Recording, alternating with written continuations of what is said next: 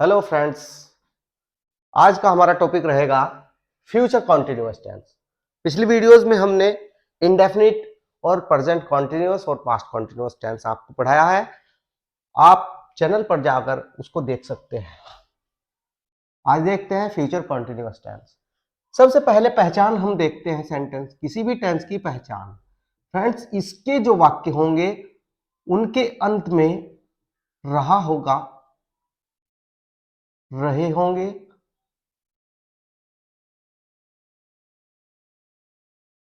रही होगी आदि शब्द ये लगे हुए होते हैं सब्जेक्ट के अकॉर्डिंग।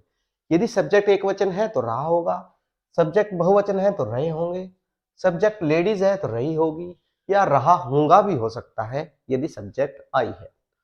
तो ये छोटी सी पहचान हमने आपको बताई है, ये लगी हुई होती है। और इसमें ध्यान रखना है, कार्य जारी रहने का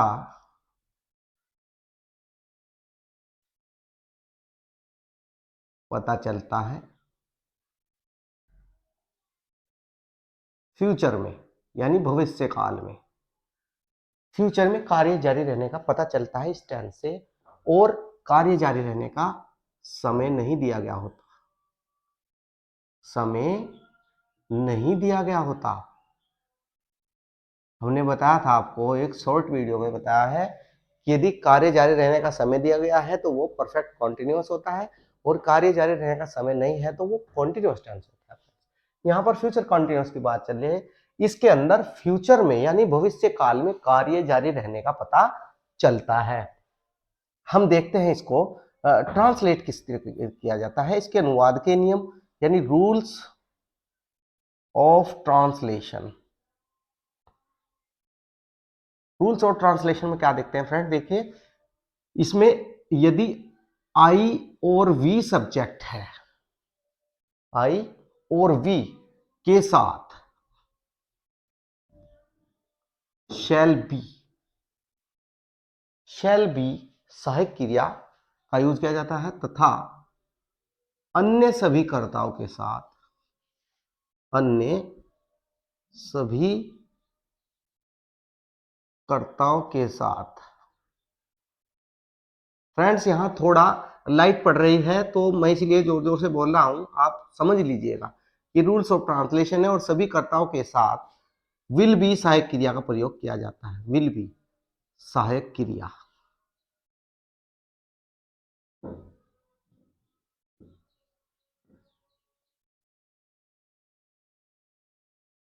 का प्रयोग।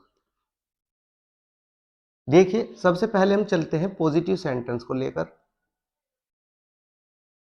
पॉजिटिव सेंटेंस और फ्रेंड्स, जो मुख्य क्रिया होती है यानी मेन वर्ब जो होती है, मेन वर्ब की आईएनजी फॉर्म यूज की जाती है इसके अंदर। ये भी आपको ध्यान रखना है, मेन वर्ब की आईएनजी फॉर्म यूज की जाती है। कॉन्टिन्यूअस टेंस कोई सा भी हो, चाहे प्रेजेंट हो, पास्ट हो, फ्यूचर हो, परफेक्ट कॉन्टिन्यूअस हो, सब में आईएनजी फॉर्म का यूज किया जाता है। पॉजिटिव सेंटेंस का स्ट्रक्चर रहेगा सब्जेक्ट, सब्जेक्ट के बाद हम यूज करते हैं विल या शैल का। फ्रेंड्स, यदि सब्जेक्ट हमारा आई या वी है तो हम शैल का यूज करते हैं, और सब्जेक्ट अन्य कोई है तो हम विल का प्रयोग करते हैं। उनके बाद इनमें से किसी एक का प्रयोग करने के बाद हम बी जोड़ते हैं, और बी के बाद वर्ब की आईएनजी फॉर्म यूज करते हैं, फिर ऑब्जेक्ट। उसके बाद यदि कुछ और बचा हुआ है ट्रांसलेशन के अंदर हमारी सेंटेंस के तो वो यूज करते हैं। जैसे एग्जाम्पल देखते हैं, एक एक एग्जाम्पल देखते हैं हम यहाँ पर। मैं कल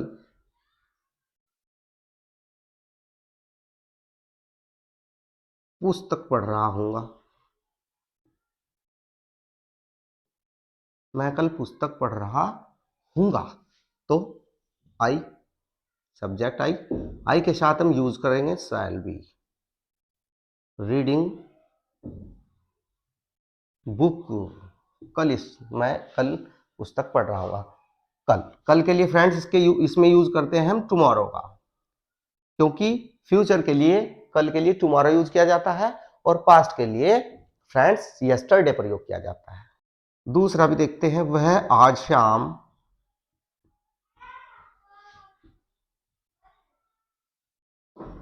कानपुर जा रहा होगा। तो फ्रेंड्स देखिए यहां पर सब्जेक्ट हमारा हुआ he will be going to Kanpur आज शाम,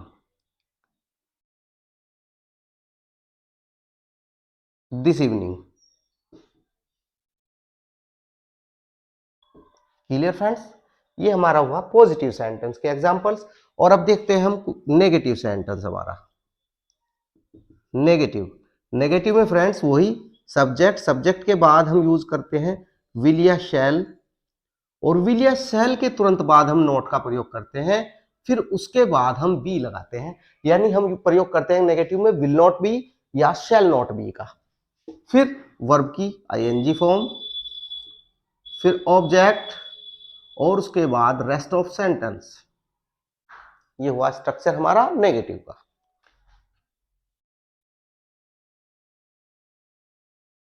कल खिलाड़ी मैदान में नहीं खेल रहे होंगे। कल खिलाड़ी मैदान में नहीं खेल रहे होंगे, तो ये हमारा हुआ देखिए नेगेटिव सेंटेंस। इसके अंदर नेगेटिव, तो द प्लेयर्स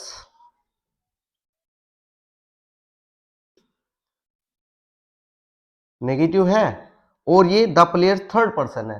जो फर्स्ट पर्सन होते हैं केवल उनके साथ हम शैल बी का प्रयोग करते हैं, अन्य के साथ विल बी। और ये नेगेटिव है तो will not be, the players will not be playing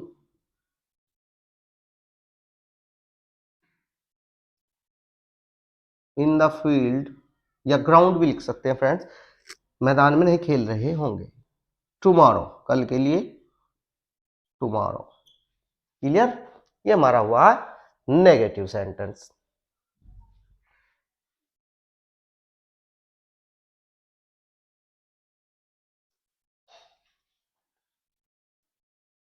negative का स्ट्रक्चर हुआ फ्रेंड्स, ये आपको ध्यान रखना है। ये हुआ हमारा पॉजिटिव का स्ट्रक्चर। अब हम देखते हैं यहां पर इंटेरोगेटिव।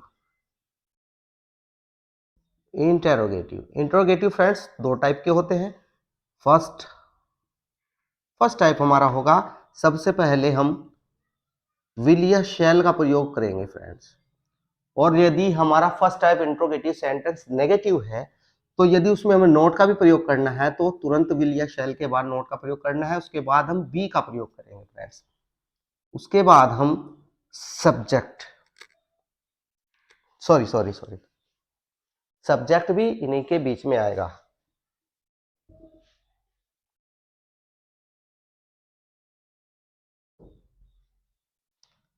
सब्जेक्ट भी फ्रेंड्स इन्हीं के बीच में ही आएगा। नोट से पहले सब्जेक्ट, फिर बी, ओके, फिर वर्ब की आईएनजी फॉर्म, उसके बाद ऑब्जेक्ट, ऑब्जेक्ट के बाद रेस्ट ऑफ सेंटेंस, और उसके बाद क्वेश्चन मार्क।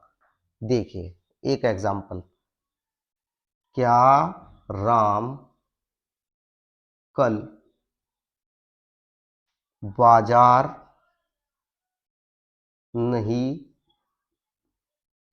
जा रहा होगा। ओके, क्या राम कल बाजार नहीं जा रहा होगा, ये हमारा फर्स्ट टाइप इंट्रोगेटिव है। तो राम यहां पर थर्ड पर्सन है, तो थर्ड पर्सन के लिए हम विल का प्रयोग करेंगे फ्रेंड्स। विल राम, देखिए स्ट्रक्चर में विल या शैल में से कोई एक यहां पर यूज कर दिया हमने, उसके बाद सब्जेक्ट हो गया राम, फिर नेगेटिव सेंटेंस है तो नोट यहां पर यूज होगा, विल राम नोट, उसके बाद बी, फिर क्रिया की ING form going to market कल tomorrow.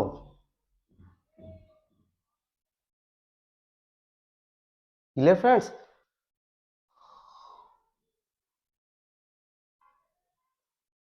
Second type interrogative.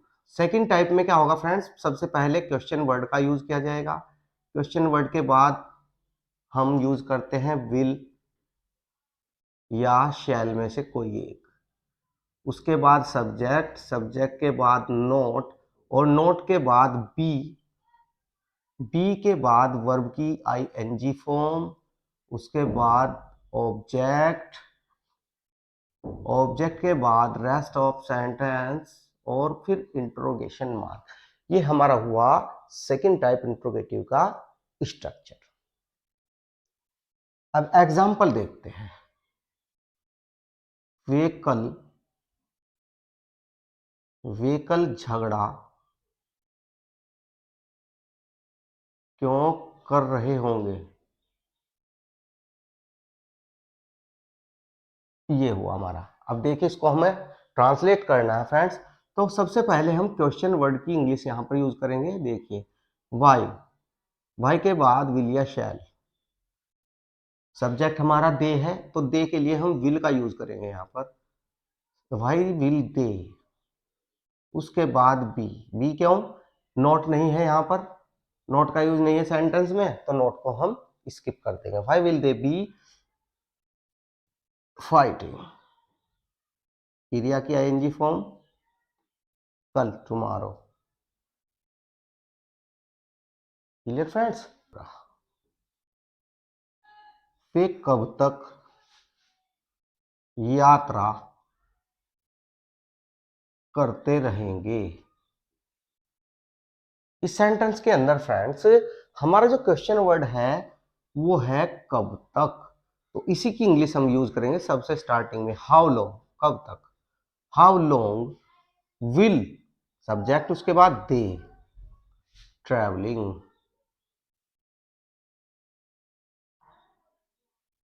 Okay, ध्यान देना। तुम्हें कौन पढ़ाता रहेगा, तुम्हें कौन पढ़ा रहा होगा, ये हुआ हमारा कौन वाला सेंटेंस। तो इसमें सबसे स्टार्टिंग में हम यूज करेंगे कौन की इंग्लिश, हु विल बी। देखिए फ्रेंड्स हमने आपको पहले भी बताया है कि जो कौन है वो सब्जेक्ट का कार्य करता है और उसके बाद हम इन्वर्जन का प्रयोग नहीं करते, यानी हम इंट्रोगेटिव सेंटेंस के अंदर सहायक क्रिया के बाद सब्जेक्ट का यूज करते हैं, लेकिन सब्जेक्ट तो हमारा हु ऑलरेडी लग चुका है, तो इसलिए हम कंप्लीट सहायक क्रिया यहां पर यूज करते हैं, हु विल बी। उसके बाद हम यूज करेंगे क्रिया, who will be reading, sorry पढ़ा रहा होगा फ्रेंड्स। रीडिंग का मतलब होता है पढ़ना और पढ़ाना होता है टीच, टीचिंग यू, ये हुआ हमारा ऑब्जेक्ट।